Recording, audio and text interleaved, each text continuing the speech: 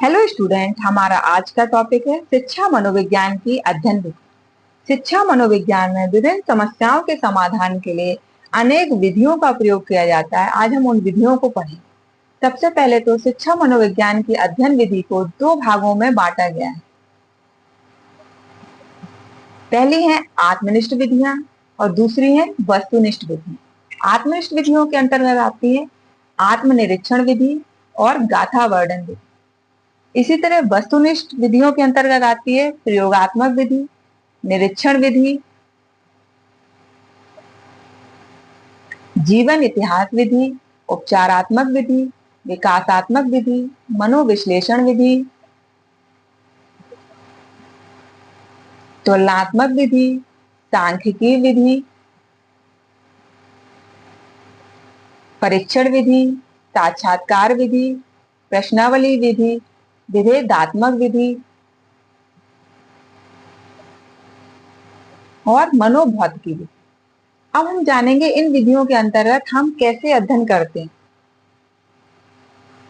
सबसे पहली है आत्मनिरीक्षण विधि। यह सबसे प्राचीन विधि है। आत्मनिरीक्षण का अर्थ होता है सेल्फ ऑब्जर्वेशन। इसमें व्यक्ति स्वयं अपने व्यवहार का अध्ययन करता है। गाथा वर्णन विधि, इसमें व्यक्ति अपने किसी पूर्व अनुभव और व्यवहार का वर्णन व लेखा करता है। प्रयोगात्मक विधि में व्यक्ति विभिन्न परिस्थितियों में कैसा व्यवहार करता है, प्रयोगकर्ता उस व्यवहार का ऑब्जर्वेशन करता है। वही दर्शन विधि, इसको ऑब्जर्वेशन मेथड भी कहते हैं। निरीक्षण का अर्थ क्या होता है? ध्यानपूर्वक देखना है। इसमें किसी व्यक्ति के व्यवहार, आचरण, क्रियाओं को ध्यानपूर्वक देखकर उसकी मानसिक दशा का अनुमान लगाया जाता है। जीवन इतिहास विधि, इसमें किसी कारण का निदान खोजा जाता है कि मान लीजिए कोई अपराधी है तो उसने अपराध क्यों किया, उसके जीवन में कुछ तो ऐसा घटना घटी होगी जिसके कारण वह अपराध करने लगा। उपचारात्मक विधि में आचरण संबंधी जटिलताओं को दूर करने में इसका प्रयोग किया जाता है। मान लीजिए कोई बच्चा है तो वो सीख रहा है, तो सीखने में उसको क्या कठिनाइयां आ रही हैं और हम इसे कैसे दूर कर सकते हैं, यह हम उपचारात्मक विधि में करते हैं। विकासात्मक विधि को जेनेटिक विधि भी कहते हैं। इसमें किसी बालक की वृद्धि और विकास के क्रम का अध्ययन किया जाता है कि जैसे जैसे बालक ग्रो कर रहा है तो उसके व्यवहार में क्या परिवर्तन आ रहा है।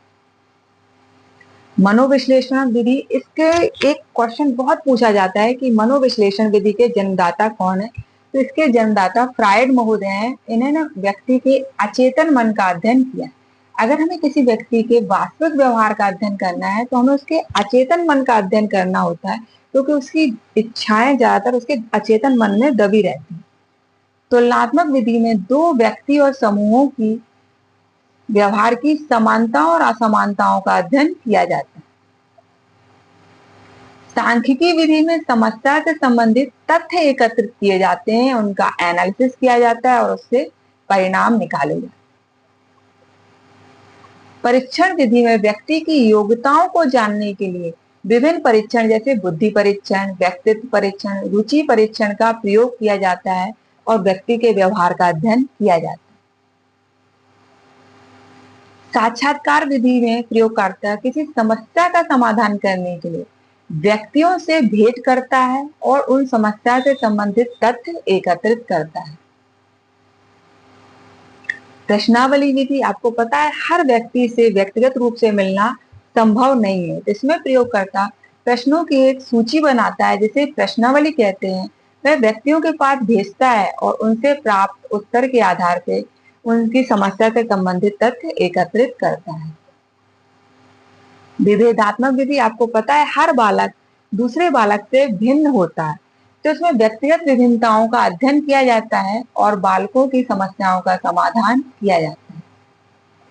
मनोभौतिकी विधि में किसी व्यक्ति के मन और शरीर की दशा का अध्ययन होता है।